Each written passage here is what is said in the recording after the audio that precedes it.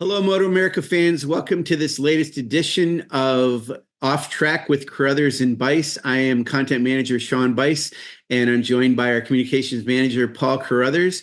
And it's Thanksgiving week, and we have a special guest who is truly out of this world, Mr. Ron Heben. And it's spelled Heben, but it could be He space Been because he been here, he been there, he been everywhere. Ron is an amazing guy with a background that would take way longer than we want to devote to this podcast. Ron was on with David Pingree, and it went for like 4 hours, I think. I think it was a mini series or something at some point. A maxi series. Yeah, but Ron, we're not going to go that far. So Paul and I were just talking about the fact that my memory of you goes back to when you were with Honda, but I didn't know about the motocross era and all that. And Paul remembers that part too. So, we know you started out. I could write Ron's life story. I mean, I actually do know. Well, apparently not, because you don't know the early part. Well, no, I know it now, but I didn't know it before. But now I know all about when he started in Pennsylvania, in Western Pennsylvania, where all the good quarterbacks come from, and right next to the Buckeye State. Right next to the Buckeye State, where I am. And Ron just started out with a love for riding motorcycles and motocross, and he saw the big guys doing it and said, "Hey, I want to do that." And then off and running. Ron, tell us kind of how that started and how you got to California. That's a great way to start the story. Well, first of all, thank you guys. I appreciate it. And it's interesting that it is Thanksgiving week and you guys need a big turkey to have on your show. So you invite me. So well, no, seriously, it's also fitting that we're having you on for Thanksgiving because you're the one that feeds us every day at the track. That's true. So we're thankful for you, Ron, for feeding us, even though you're a pain in the ass and you give me a bunch of shit. But there we go. Mutual, Paul. Paul, you are the pain in the ass, but we won't even go into that right now. So that's another podcast. Thank the hospitality staff for putting up with you guys and feeding you 4 times a weekend and taking care of you for all the races we go to. But yeah, Sean, anyway, getting back to this, I did grow up in Pennsylvania and home of the Pittsburgh Steelers, 6-time Super Bowl champions, and moved out to California because at that point back in the late 70s, if you wanted to be in the industry, you needed to move to California. That's where all the manufacturers were.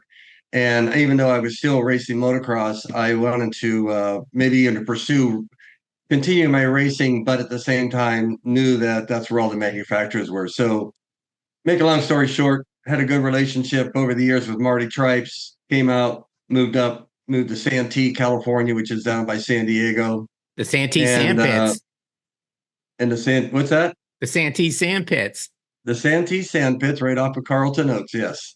Anyway, had an opportunity, actually, thanks to Marty, got me in at Yamaha, and I started there, which was kind of interesting. I got signed in at Yamaha to be an off-road mechanic for Larry Rossler and Jack Johnson in the Baja days. Which you got to remember, coming from Pennsylvania, it's like we have no desert. I had never even ridden in a desert. So one of the first things I did was we were having to build a race bike for the Parker 400. And my boss at that time was Bill Bell, who was the father of Mike Bell. And I got with Larry Rossler and said, "Hey, I got to build a bike for you for the Parker 400. I've never even ridden in a desert." So Larry and we went out there, and Larry was phenomenal as far as giving me some insight on what we needed to do.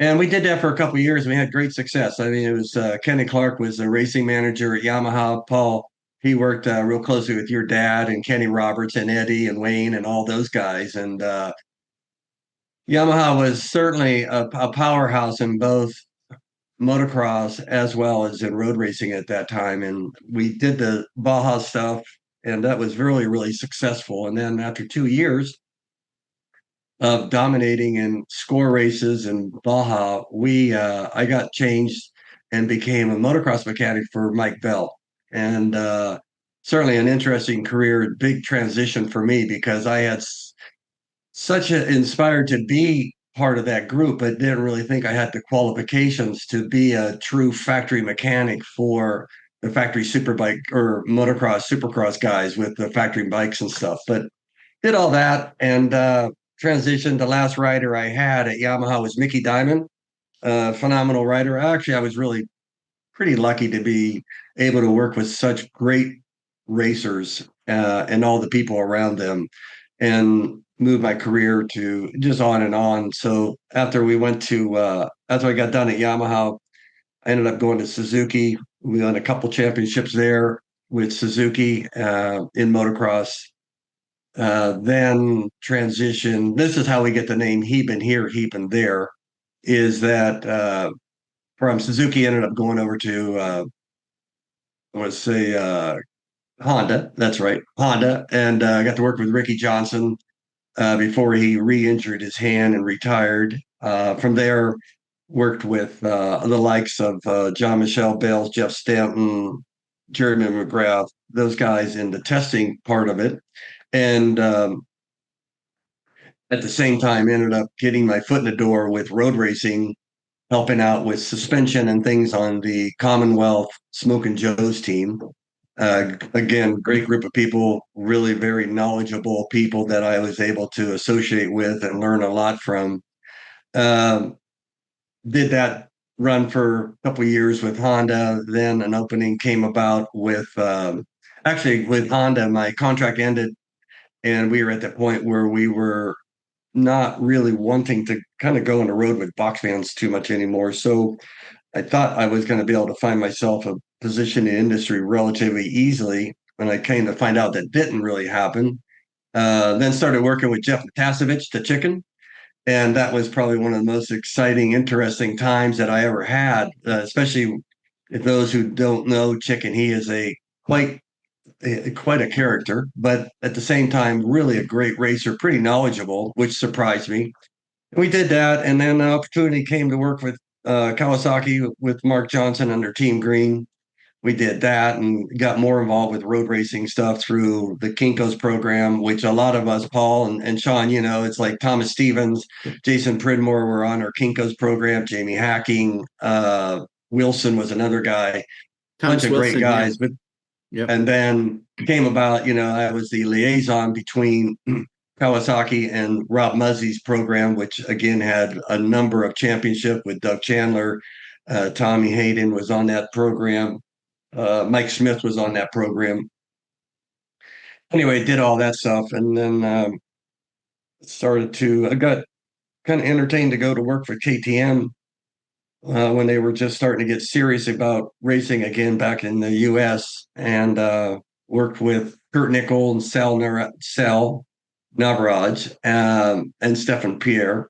And that was quite an interesting 4 or 5 years. And then I ended up getting fired from KTM on the motocross supercross side. Kind of basically, I want to say it was kind of because we had hired Jeremy McGrath, and Jeremy had couple little issues as far as hitting the ground and decided to retire, and that didn't go well with KTM management. So I got transitioned over to off-road, supermoto, dirt track, freestyle, anything other than motocross and supercross doing with KTM. And that actually was a great 4 years, I guess that was what it was.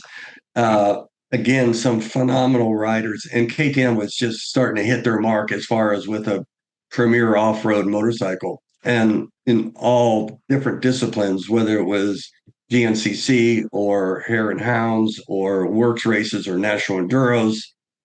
Supermoto was introduced to the United States. KTM and Red Bull were a big part of that. I was pretty involved with that. We won a couple championships. Then, make a long story short, ended up going back to American Honda as road racing manager with Miguel Dumel and Jake Zemke and Neil Hodgson and support riders of Josh Hayes and which one of the Goldbergs was it? Alex or no? Alex. Aaron Goldberg, right? Alex. No, Aaron. Alex. Aaron. No, Alex was with Yamaha, right? No, anyway, Alex was with Arian, I think. Oh, yeah, Alex. Okay. So Alex was Arian. Yep.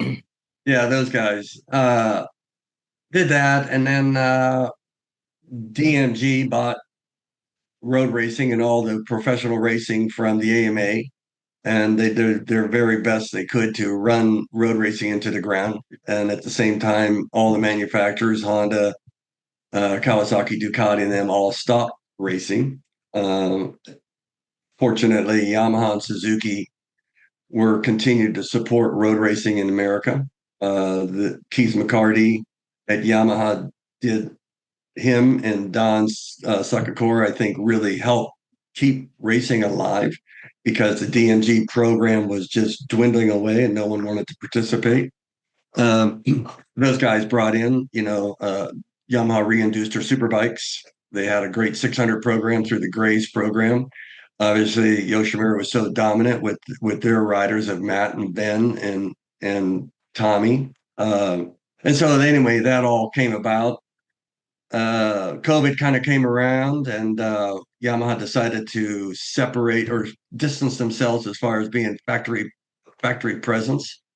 So at Yamaha, really my role kind of was kind of depleted because I used to be involved with our Supercross program beginning of the year, and then with our road racing program. And so with that, it was kind of basically the timing was about, okay, it's time to retire because I'm old.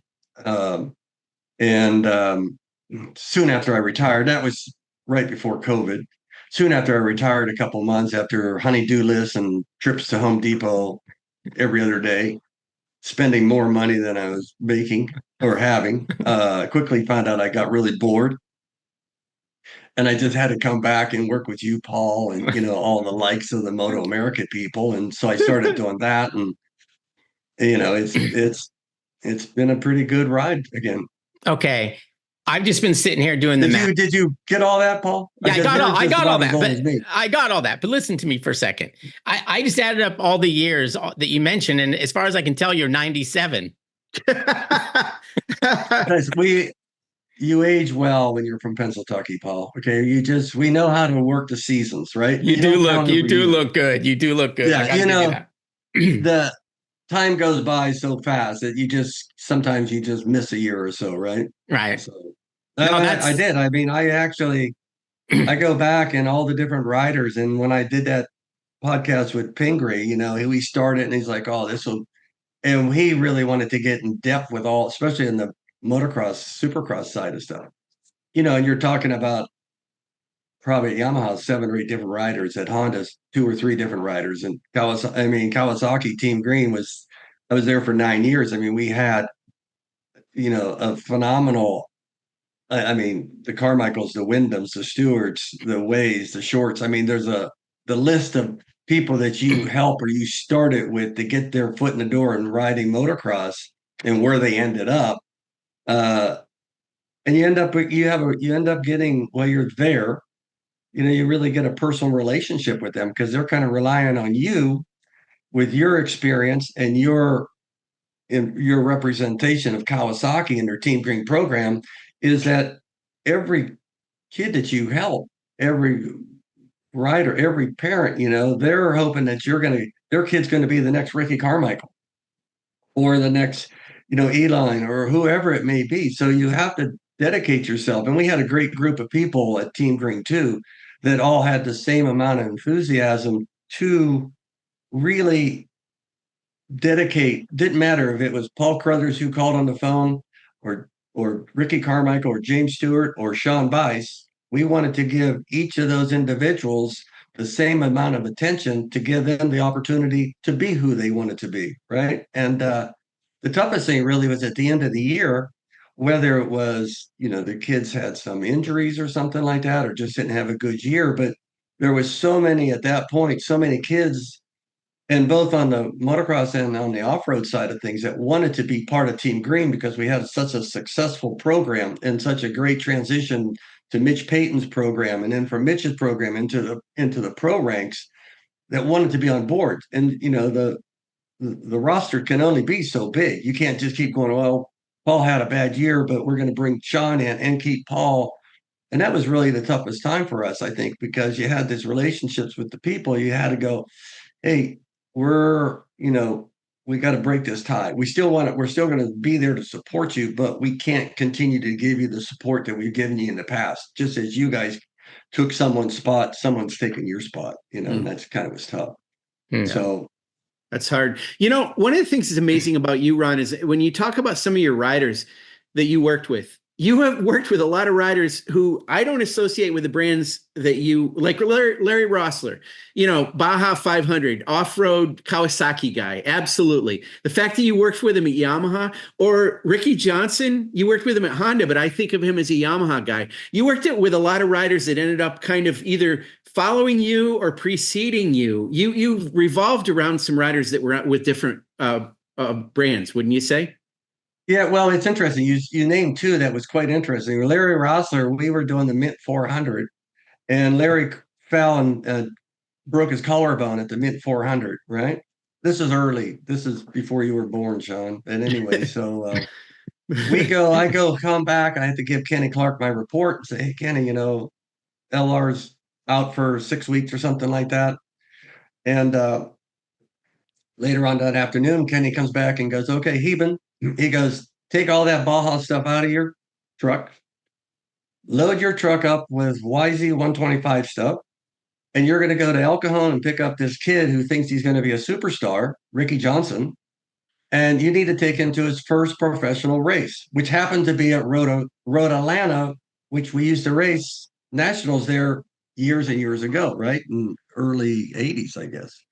So at that time, not now my wife, but my Sandy, who was working in competition support, the same as relationship that we did at Team Green in a sense later on, is that she had a really good relationship with Mr. and Mrs. Johnson. And so I said, hey, Sandy, can you do me a favor? Call up Mr. and Mrs. Johnson. They don't know me from anybody. Just tell them I'm going to take their kid for 3 weeks, 4 weeks on the road, and I'm okay. Just let her know.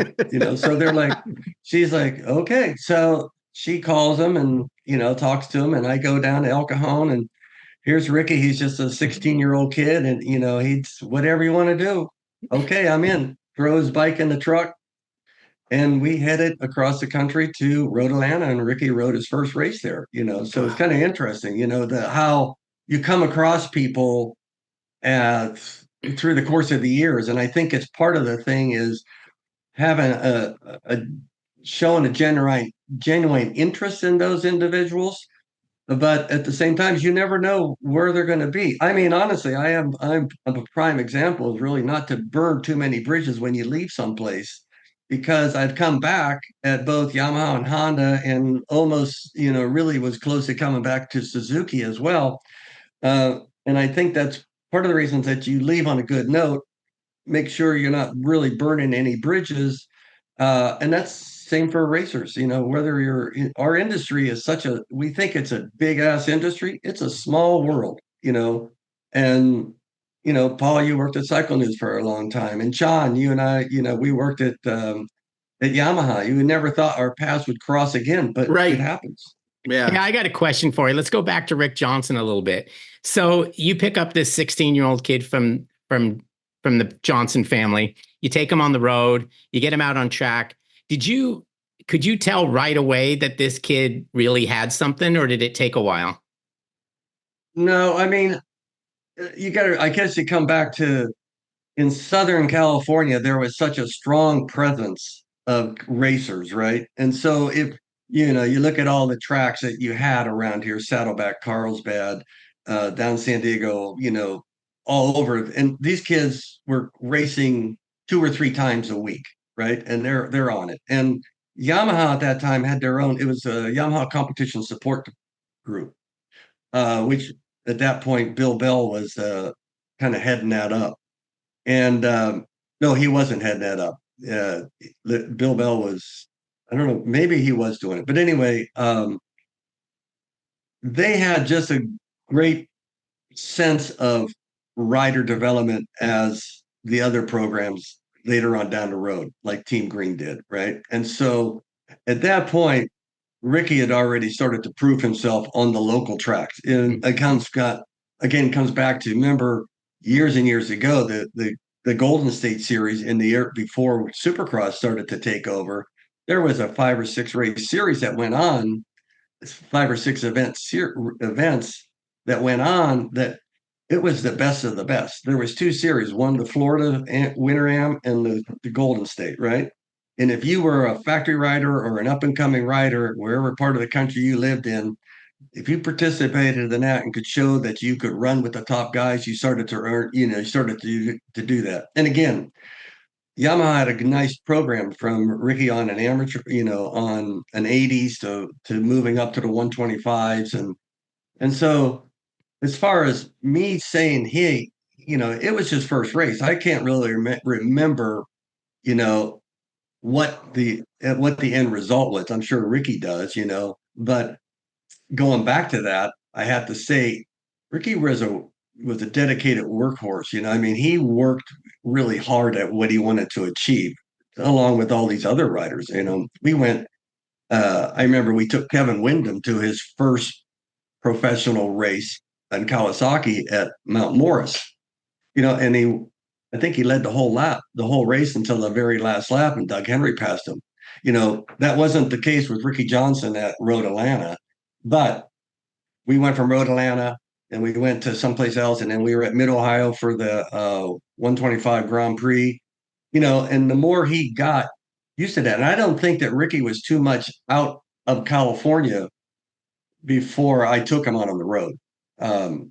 But just look at the success he had. I mean, the only thing I think is that Ricky's dislocated his hand at Gatorback, or his career would have been long going. He was still in his prime. Right. And that happens with a lot of racers, So you just got to take advantage of the opportunities that you have at hand. Right. Yeah. Yeah, Ron, when you first went out to California and you raced motocross in Pennsylvania, and you saw what some of the other guys did. When you first went out there, was it a real eye-opening experience for you to see? Did you notice that those guys just had talent beyond something you even imagined? I don't know if it's talent. I mean, you always think, no matter what, like Paul thinks he's a good golfer. Or Paul thinks he's a good at pickleball, which, Sean, we know he sucks, okay? But in Paul's eyes, like, he could beat Tiger Woods until the first tee. So you go out there, you go, oh, man, I'm ready to go. And you go, well, it's, you got that bucket list of reasons, but you're not as fast as Bob Hanna on that given day, or whoever you were racing or playing against, right? So I was lucky enough that I was living with Marty Tripes, and who's now, he's one of the guys, right? And so my part of my job during the week was I was supposed to be Marty Tripes' trainer, which is kind of an interesting scenario. But where you go riding you'd ride every day with Marty, and all of a sudden you start picking up things well, that's why he's so quick. That's why this happens. I mean, some people get it, some people don't. I was a good rider, a good racer, but not to that level of those guys. And there's no way. And you can say, well, those guys got to ride 12 months of the year. In Pennsylvania, we're shoveling snow, we're doing this, we're doing that. It didn't matter. Those guys just had that God-given talent that they were so much better, and I didn't have the resources to dedicate that much time to it. Was that the reason? Who knows? But fortunately, it all worked out. That's amazing. I was going to fast forward a little bit, Paul, but you had something, I think. Did you want to? No, I'm good. Okay. And you guys got those things on your ears. What's up? What are those for? Well, when you get older, your ears start to stick out. If you wear these once a week, we've heard that it keeps them pinned back. And you still look handsome, like Sean and I happen to do right now. Yeah. I got these things. These are my earplugs, which generally I have to put those in to hear things, but I don't really want to hear you guys that well. So I'm leaving. So you got to leave them out. Smart. So there's a lot of areas to talk to you about in your career, Ron, but I want to talk. I could focus on when we worked together at Yamaha, but I want to go back and I want to talk about Honda a little bit, because one of the things I guess I never really realized, I remember seeing you in the paddock and I was, oh, wow, there's Ron Heben. I mean, I really did feel that way about you. And so Al Ludington now is a crew chief for Tyler O'Hara, working in King of the Baggers. But at the time, he worked with Miguel Duhamel. He was with Vance and Hines Yamaha and all that. He's worked with a lot of riders. But when you were there, Were you Al's boss? Yeah. You were Al's boss. See, I mean, yeah. How was that? I mean, that was interesting. Well, it's when I was at go back. This is where you got to go back. Yeah. You never know who you're gonna see down the road, right? Right. When Ricky Johnson got hurt at American Honda, I was contracted to Honda, and I was basically going to find. I had just left Suzuki, where I was the team manager, and we had a great season. And I just decided I wanted to go work with Ricky, and I think that going to American Honda was going to be like, that was the premier program out there. Anyway, when Ricky got hurt, I found out that I was really just kind of floating. I had a contract, but no future. So at that point, Ray Plum was involved. Gary Mathers was involved heavily with the road racing side of things. And they had a small program with Al was there, another guy, and I want to say it was Tom Kipp was riding for the Commonwealth, Smoke and Joe's Honda team, right? So they needed somebody to do suspension, and they needed kind of some help at the events. So I was kind of free, just kind of doing testing and stuff with the motocross, supercross guys, but that was kind of limited, especially once they got out on the road. So I started talking to Ray Plum and those guys, and they're going, "Hey, we need someone to help with suspension. We can use another hand at the races." And I'm like, "Sign me up. Honda's paying me. You might as well send me to the races." So I started doing suspension and stuff, which the factory show us stuff. And at that point, Freddie Spencer and Steve Crevier were on the Two Brothers team. That's right. And we were racing RC31s, I think. So anyway, they had to found out that, hey, well, Heben's doing suspension. Maybe they can help us, right? So I was like, okay. So I started doing that, and Al was part of that group.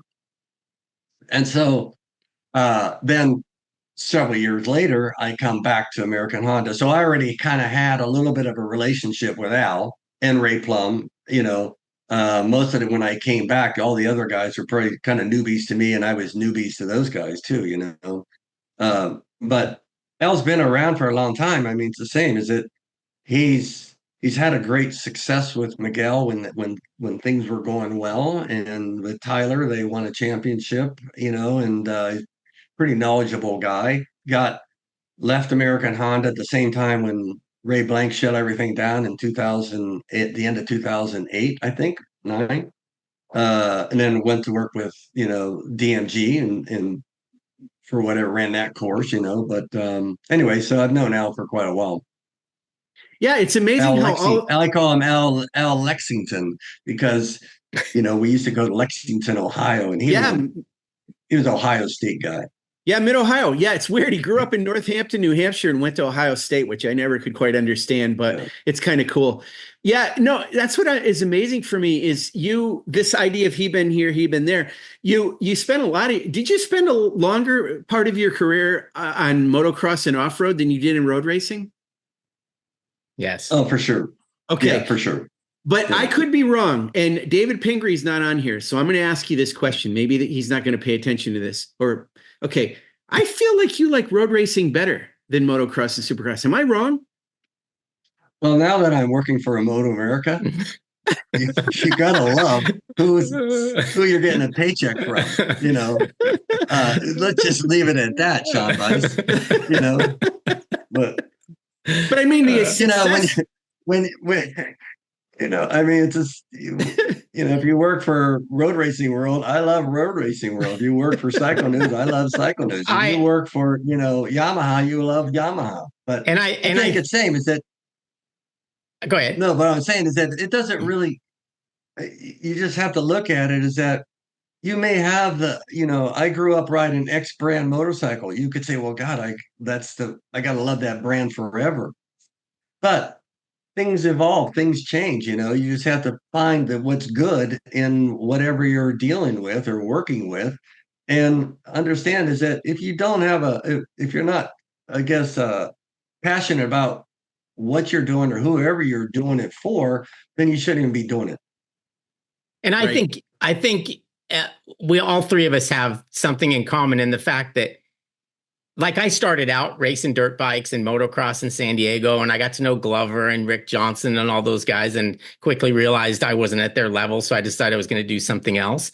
But then the Cycle News thing came about, and I was still able to be involved in motorcycle racing. And I think it's just, I've honestly always loved all kinds of motorcycle racing. And I think you guys are probably the same. Mhm. I mean, I'd watch two flies race up the wall, or, you know what I mean? And maybe even bet on one of them or something stupid. But I think it's just that passion for all things motorcycle racing. I watch every supercross I can. I watch outdoor motocross. I watch flat track, world super, you know, it's all consuming, but it's what it's what I enjoy. Well, that's also, I mean, look where, your family history. Your father was a phenomenal tuner road racing wise, right? I mean, Right. and a racer and things like that. So that's kind of already in your bloodline, but I agree with you is that I was at the point where if I can't be on the racetrack racing, I still want to be at the racetrack, Right. so what are my options, right? To do those things. And I think that in the road racing world, I mean, it's it's impressive when you see how fast our guys go. But on the switch side of things, if you take a road race guy to a supercross, they think they're freaking crazy. If you take a supercross guy to Laguna Seca, they think those guys are crazy, and it's just what those guys have been able to kind of just focus on making themselves so good, and the equipment keeps getting better and better, and the people surrounding them keep getting smarter and smarter. And it's just it's entertaining, but at the same time we're part of it. We take it for granted because we're kind of there each weekend, and that's what's really I like about my VIP experience that we're doing with MotoAmerica is that the kind of the things that we take for granted, we're being able to show that experience to people that are just going, that's just unbelievable. Mhm. We stand along the front straightaway at a race and the bikes are coming down there at 170 miles an hour. People are like, that's just mad. They're crazy. And so, and the same, Paul, like same as or Sean Bice, first time you went to Yamaha, and you hang out with Josh Hayes, or some of our racers, or you're with Glover and stuff, people at the races when they're on the other side of the fence, they're just so happy to get an autograph Yep. from one of these phenomenal racers. And we're like, oh yeah, we went and played golf with him, and we went and did this with him, and we bullshitted about that. That's what's kind of nice again about that VIP experience is that those guys are in the suite and they're just bench racing. They're just talking, and you people find out that they're just regular people, just like us. It's just that they have a talent that goes so fast on a motorcycle that it's just phenomenal. Right. Yeah, that's the one thing about you, Ron, that's interesting. So you were a mechanic, you have a lot of technical aptitude. You rode, you did motocross, but you understand road racing, you managed a team. But in the time that I worked with you and when I was at Yamaha, you were very much involved in the marketing and the PR side of things. And you're doing a lot of that now with what you're doing with VIP. And just for the fans that don't know or probably do know, but I want to review it. So Ron is in charge of our VIP Superfans program, and it's a kind of an upper echelon. You pay a little bit more money and you get to be in a suite, air-conditioned suite. You get to have riders come in and see you. You get to go out on the grid. You go onto the podium. You get this more up close and personal with the riders. And Ron, you're kind of uniquely qualified for that because you know all aspects of racing, so you understand what the commitments that these riders have for other things, and you've understood this PR part of things. Where did that come from? Did that just come from your career in racing, and you just saw the need for keeping the sponsors happy, keeping the fans happy? How did that develop for you? Well, I think it's one of it's like I think for a lot of us, you're a jack of all trades, master of none, and you learn from the different as you go through your career. I may have started out as a racer and then I was a mechanic, but then the next responsibility is a manager or a supervisor for a program, and to be good at that, you need to understand everything about it, right? And so, on I really enjoy, because in our VIP experience, we don't only just, bring in racers, we bring in technicians and crew chiefs and team owners and things. And, one of the things that I've learned over the years is that years ago, and you guys can relate to this as well, is that manufacturers only really cared about winning championships. And it was like the riders didn't really need to be personable, and the motorcycle just was branded with whatever it said, HRC, Yamaha, Kawasaki, you name it, whatever. It just said it was factory Yamaha or Honda or whoever. And then because of the cost of racing continued to escalate, that manufacturers realized that they needed a partner. And the other is that because of TV coverage and the attendance and things that were increasing in our sport, outside interests wanted to become part of a factory team. And so then you had the introduction of a co-sponsor, the Red Bull KTM team, or the Chevy Trucks Kawasaki teams, or Monster, or Yamaha team. And so there's another responsibility to the manufacturer, to the Keith McCartys and the Chuck Millers and the likes that were over marketing in motorsports, is that there was something that you had to deliver to that person that was contributing to the race team. So with that, it's like, first of all, Yamaha, I was more involved with the branding and how are we going to brand the people that are participating to get us to each race and pay the salaries and all the things that go with racing. But at the same time, you had deliverables that you had to return something. They needed a return on their investment. And so for sure, you look at the TV, the social, and obviously introduction of social media is a huge thing to kind of, I guess, showcase how you're showcasing their brand to the public. And so you had to get all that stuff in line and start, making a list. It's like, okay, well, this is the brand. This is what the rider needs to say on the podium. If we do get on the podium, does he need to hold this can or this can? Can he hold a Coors Light can? Probably not on the podium, because we're trying to represent to younger kids and, the future of our sport. And so there's all those different things that you have to look at. And I think that a lot of us through the years have made a lot of mistakes, not intentionally, but made mistakes of not really taking care of those key points that down the roads. I think we've all seen some racers that were so good on the racing side, but they weren't that good on the PR side of things. And that, in every form of motorsports, is changed. I mean, look at any of the other motorsports out there.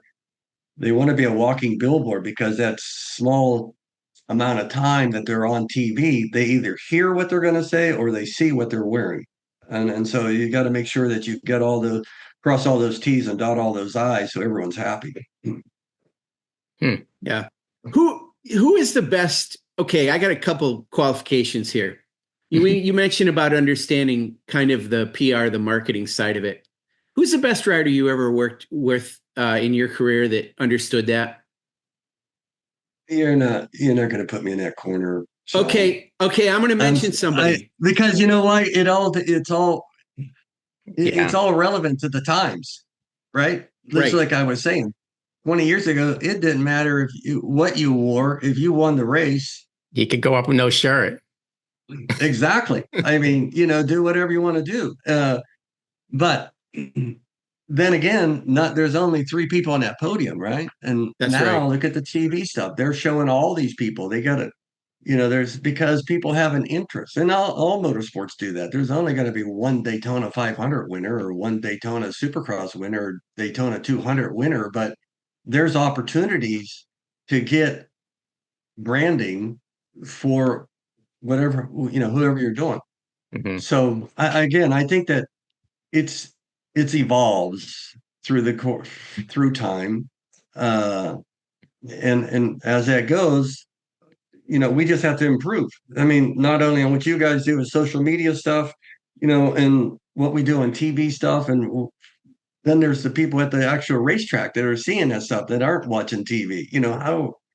How are we engaging with all those different people to, I guess, show them a good experience of entertainment that when they leave or click off that website or this or that, they go, man, where are they going next week? I want to follow it. I want to find out more about it. Right. Right. Well, let me ask you this about now, since you're involved in the VIP program, and Paul and I were talking about this with some other people yesterday, and Superbike continues to be the premier class in our series, and I think it's the pinnacle of road racing in America for sure. MotoAmerica Superbike, but we've got these, King of the Baggers is obviously growing. There's interest in Supersport. There's interest in all the classes, I think, but from the VIPs that you have in there, do they still gravitate towards Superbike mostly? It seems like there's a fair number that do have an interest in King of the Baggers because of how strong the Harley brand and the Indian brand are. What are you seeing in the Superfan VIPs that you deal with? Well, I would have to say our focus basis on our customers that come in is because we have really at MotoAmerica, we have a Saturday program and a Sunday program that are identical.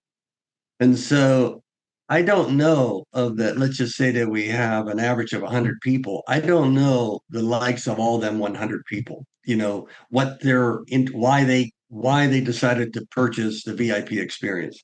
So we try to give them the best of the best on both different days. On one day, we showcase the baggers, and one day we showcase super bikes. Okay. The reason we do that is that from people that are there and the exposure that we get is that those two are the two premier classes that people showcase. Look at the number of when we do the cardio fan lap or the Harley Davidson fan lap, how many cruisers are going around that racetrack. 3 years ago, 4 years ago, you never saw that, right? So obviously there's new customers coming into the sport. So our goal as far as doing that, but there's a lot of people that are there because they may have a relationship or an interest in somebody in the twins class or the super sport class, or I don't know. That's why when we set up the schedule, we only do interviews and things in between the races so that you, the customer that's in that VIP suite, if you want to watch, I don't want to compromise your time or take away and interfere with you watching that race on the big screen or in our the monitors in the suite. So we kind of respect that and look at it that way, right? So you guys probably know the demographics much better than I do. I just look at it as that we want to provide some entertainment for these people for the 2 days that they're there or the one day they're there and go, that was the best money spent. And that's kind of that's our mindset. And you flip flop, like on Saturday, the group goes to King of the Baggers grid and not to Victory Lane or to the winner's circle, and then flip it the other way, right? With Superbike goes to the grid and Superbike goes to the podium. Yeah. I mean, it's the time, because we run so many classes at MotoAmerica, there's not a lot of time to just mosey around, I mean, it's, which is good and bad in one sense. I mean, that's another discussion you could have, but our plate, Sean, as you know, is pretty full from morning till the end of the day. And not everyone wants to capitalize on all that stuff. It's their choice. They want to go to the grid, no problem. I mean, it was so interesting. 2 years ago at COTA, it's 108 degrees. And we asked everybody if they wanted to go to the grid for the baggers. And they're like, yeah, let's go. And you're like, what are you people thinking? It's 108 degrees, and then from there, and it's like, okay, it's like, all right, we're going. That's what we'll do. That's what you want. That's what we do. And so we kind of throw that out there to those people. And you have to be fluid because obviously we get weather or you get a red flag. You get this, you get that. So how are we going to fill the void to keep those people? We just can't keep giving them hot dogs and brownies and things. They want to be entertained and hear different things. So that's what we try to do. Maybe you're not giving them the right brownies. Well, it's possible.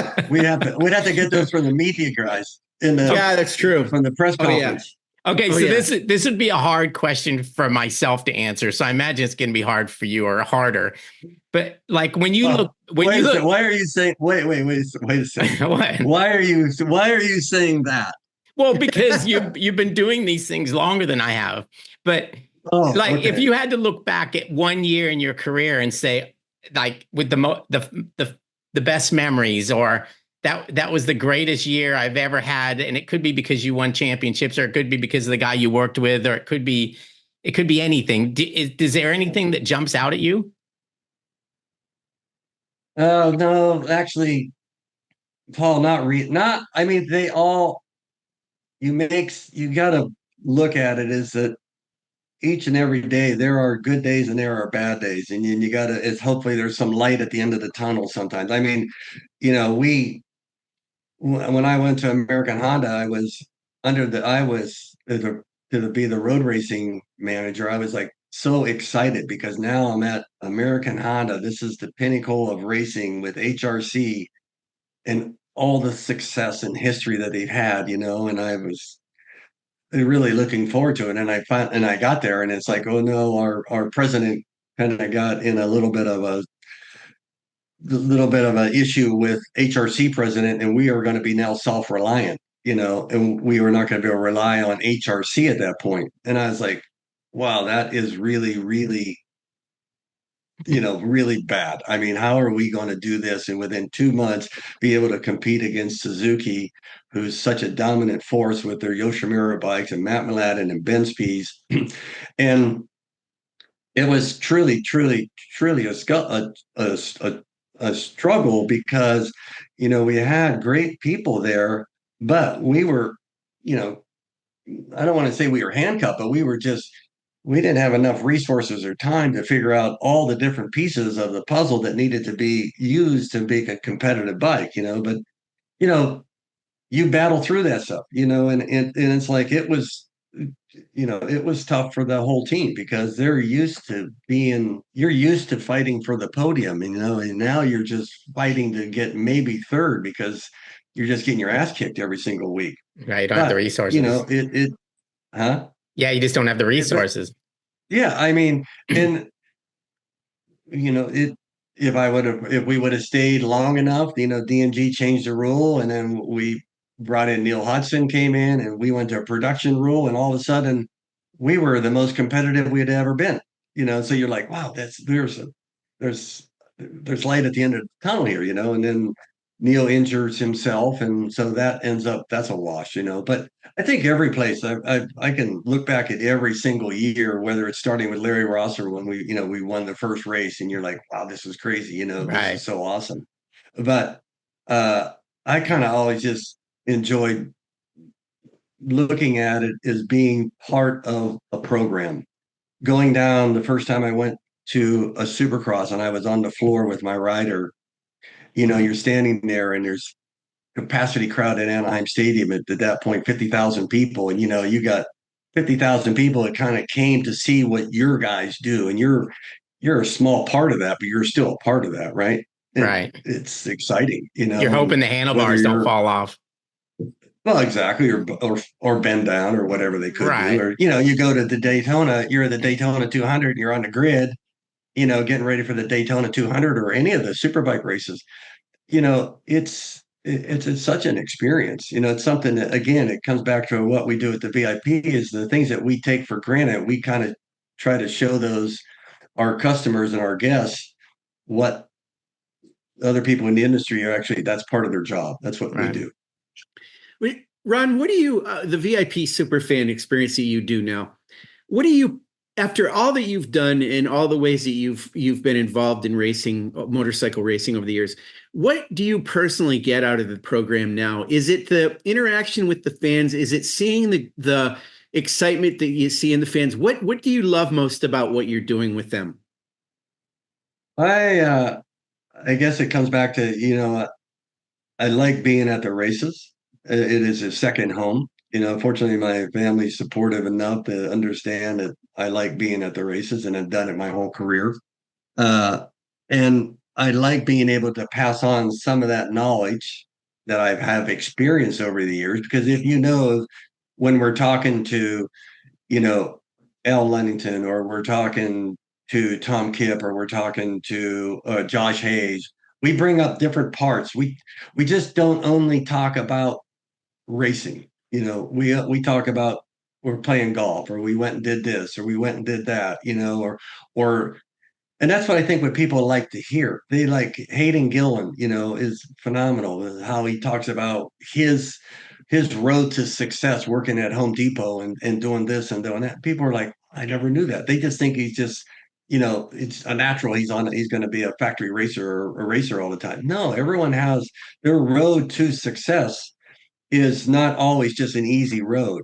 And so when I'm talking to these guys and we're doing our interviews with things, I really enjoy that. And again, comes back to being the jack of all trades, master of none, is that I know enough to kind of get us through, but not too much to make it too boring. At least I hope not. I mean, it's great that you take your vast experience that you've had in the different areas that you've gotten involved in. Does anybody ever ask you more technical questions about certain things that are going on, or is it, do they keep it above board? Again, it comes back to, I know enough to try to solidify their question. Yep. But I'm not that sharp to really get involved with some of the questions they may have. Right. They may need, they want, and again, it comes back. I mean, we have people that are engineers at NASA that come to our event, our VIP. Those people are so much smarter than me in their own world. I couldn't even talk to them about Elon Musk and how I'm going to the moon and stuff like that. But just that's probably why. I mean, I got that on there. I am going to the moon with Elon. So, yes, you are. That's why the backdrop. But hopefully, it won't be on a race event day that we have for MotoAmerica. Right. So, but doing that stuff, like you bring in Terry Vance from Vincent. Look at that guy's experience. Look how smart that guy is. I mean, look at his success.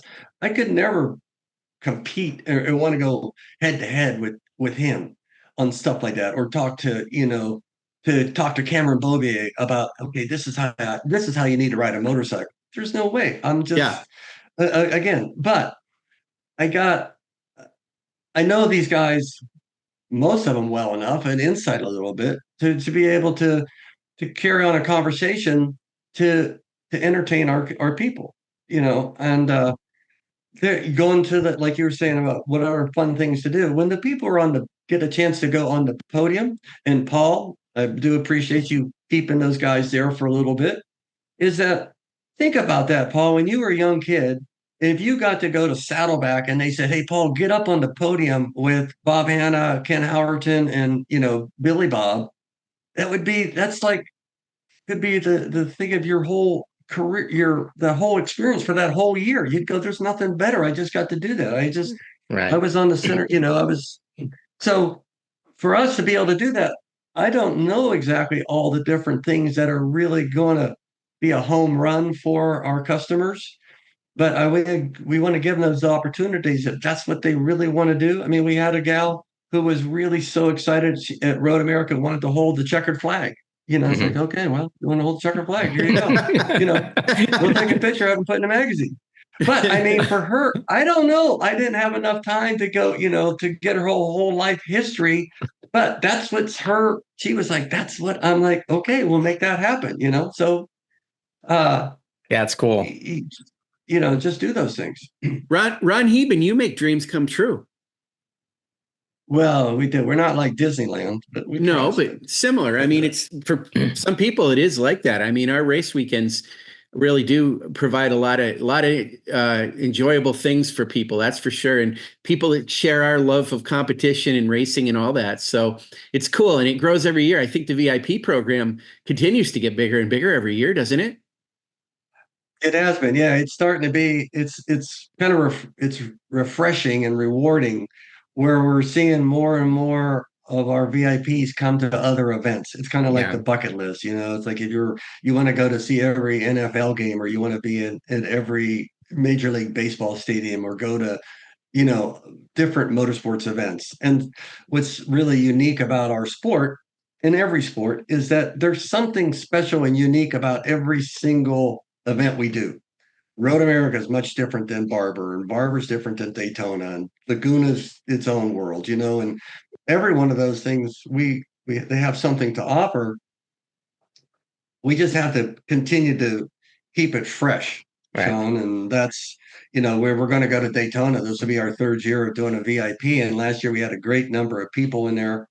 But it's our job to kind of, if it's the same people and the same thing week year in and year out, then unless you just are going there to sit in the AC and have a nice meal, which some people do, we got to keep it entertaining. So that's why we always try to continue. It may be the same races that we go out because those are the premier races, but the people that we bring into the suite for entertaining, or we always try to mix those up. So they're as much as I like to talk about to Josh Hayes about his golf and riding motocross and things like that and his dog. Sooner or later we got to we got to get something different, right? And that's if you remember that New Jersey, we talked to Josh about something completely different, which was completely interesting. Yeah. And he has. I mean, he has so many years of experience, and even with Bobier or Josh Heron or any of these guys, is that if we just do the same routine, these are the 10 questions week in and week out, it's going to get old. Right. That's right. Yeah, it is. So, One of the last things I want to talk to you about, Ron, is we need to get across the idea that, and you make this clear in the VIP Superfan Experience, you're Slicer, or you're the Slicer. Now, long ago, I thought it did have something to do with you playing golf, because you play a lot of golf. And then I got to thinking maybe he's called that because I can always see him with an X-Acto knife trying to make some kind of graphics fit some way or something, and on the truck or something like that. And then I found out what it was all about. And tell us the story about that. And I actually don't know who originally called you that. So give us that story, if you would. well, it has nothing to do with X-Acto knives. Okay. First of all, now if I'm not really allowed to have anything sharp. Okay. There are times that you want to do something evil, but especially with your wrist. Look at me. I mean, look, I'm like bruised. Like I look at my arm and I bruise. Do you have that yet, Paul, or not? No. But I'm a good 20. I'm a good 25 years younger. Paul, you're on medications, probably. I mean, you can't live your life. No, like you do bruise easier. Yes. Paul, I almost killed Ron one time. Do you remember, Ron, when I almost killed you? No, tell me. That big cart that I got rolling, and you were behind it, and I pinned you between two carts. I still feel bad about that. I sandwiched him. He almost ended up like Wile E. Coyote at the end of that flat. It was like it was rolling, and I was like, "Oh, I didn't know you stopped." Yeah, that's why we keep you away from big equipment, son. Yeah, okay. I stayed away. Okay, back to the Slicer story. Yeah, Slicer. Anyway, when I was mechanic on the road, we all built our own box vans. Everyone had their own unique systems. At that point, we all had 8 tracks, or that was 8 tracks, I think. Anyway, we all had CBs. In that point, driving down the highway, everyone had to have a CB, so we'd always talk to each other. So everyone had to have a nickname. So my nickname ended up being the Slicer, because if I would be leading the pack, which I did most of the time, not all the time, I would slice my way through traffic, okay? And we would do those things. And one of the things that we did, it was probably you talk about things you remember. One time we were in Montana or Wyoming, and there was about 10 or 12 of us. And we would all, didn't matter if you were brand X, Y, Z, or whatever, and we all drove together from point, after a race Sunday night, headed to the next place we were staying. And I was driving, and it was late at night, and we were under a full moon. And I was driving, and I said, okay, Slicer says everyone put on their left turn signal, right? So you got to imagine truck drivers hated us, right? But we used to go to our own channel. We had our own channels too. But anyway, I'd say all of a sudden you got 13 box fans, all nose to tail, left turn signal going there. So then we're going through, this is going on for miles. I mean, it's just ways for us to stay awake. So then one time I'm going, okay, with Slicer's Slicer says, everyone go to the left lane. We all go to left lane. Slicer says, shut your lights off, right? So all of a sudden, 12 or 13 box fans go dark. Oh, we're going. And I'm driving and there's nobody in front of me and I can tell. And we got enough I could see the road. And anyway, after I really don't know how long, but anyway, one of the guys on the CV says, hey, Slicer, could you say, Slicer, turn our lights back on? It's like, okay, enough of the driving in the dark. Let's turn the lights back on and continue down the road. But it was fun. I mean, that was the same thing, is that it didn't matter if if you won that night at a Supercross or outdoor national, there was a boatload of us that we would just drive. And if one box fan broke down, which they did a lot of times, you would put the other guy's bike in your truck, get it to point A to get the thing so you could work on for the next race. But there was certainly there might have been competition on the racetrack come Saturday or Sunday, but during the week, going from point A to point B, there was a camaraderie that if one box fan or one guy had a problem, we were all in it together to kind of get to the next event, right? Mm-hmm. It was much different world at that point than it is now with the factory semis, and obviously it's how it's evolved. I mean, it's such a show now when you go into an event and there's boatloads of semis. It's really cool for the people to see that stuff, Yeah. So anyway, Sean, that's how I got my name Slicer. Sometimes when I golf, which I'm really terrible at golf at, is I may slice once in a while as well. Okay. But do you know who actually gave you that name?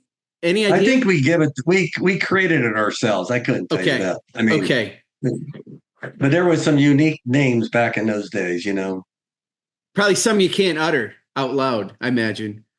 Probably, and some I don't know how they even got their name. I really don't know how they got it, but that's what we called them. And you'd be seeing. I mean, I see a lot of people I know now. They see me and they call me Slicer.